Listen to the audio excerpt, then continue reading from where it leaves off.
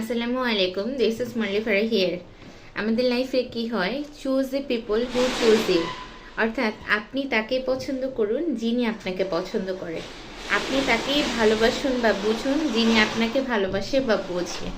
আপনি তার কথাই ভাবুন যিনি আপনার কথা ভাবে বা আপনাকে নিয়ে চিন্তা করে বা আপনাকে ইম্পর্টেন্স দেয় তার লাইফে।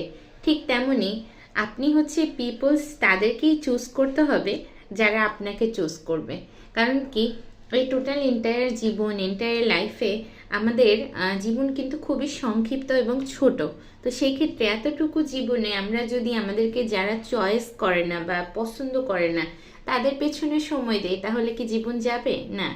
তো এক্ষেত্রে আপনাকে চিন্তা হবে আপনাকে টেকেন ফর গ্র্যান্টেড কে ভাবে বা কারা ভাবে, বা আপনাকে সত্যিকার অর্থে ভালো কে বাসে বা কারা বাসে, এবং আপনার কথা সত্যিকার অর্থে কারা বোঝে বা বোঝার চেষ্টা করে।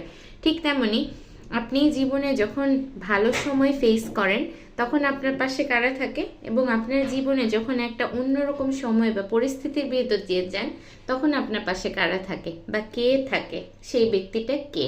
তো এই টাইপের মানুষগুলোকে সাথে রাখার চেষ্টা করুন, কাছে রাখার চেষ্টা করুন। আর এর বাইরে একটা সার্কেল বা বাউন্ডারি ক্রিয়েট করতে হবে। তাহলে কি হবে, আপনি আপনার লাইফে প্রোগ্রেস, অ্যাবান্ডেন্স, সাকসেস, পজিটিভিটি পাবেন। কারণ কি, জীবন যেহেতু আপনার, সিদ্ধান্ত আপনার, সেক্ষেত্রে হচ্ছে পিপলসকে চয়েস করার রাইটও আপনার। তো আপনি তাকেই চয়েস করবেন যিনি আপনাকে চয়েস করবে। আপনি তাকেই শ্রদ্ধা বা সম্মান করবেন যিনি আপনাকে সম্মান বা শ্রদ্ধা করবেন। কারণ কি, পিঠ পিছনে খারাপ বলার লোকের তো অভাব হবে না, বা মন্দ বলার লোকের তো অভাব নেই, কিন্তু আপনাকে পাশে থেকে পাশে নিয়ে এগিয়ে যাওয়ার লোকটা কে বা কারা, তাদেরকে দেখতে হবে। অতএব পিপলসকে বোঝার আগে, পার্সনদেরকে ডিল করার আগে বা চুজ করার আগে একটু চিন্তা ভাবনা করে চুজ করলে আপনি জিতবেন। কারণ জীবনের এই জয়টা শুধু আপনার, একান্ত শুধু আপনার। Thank you.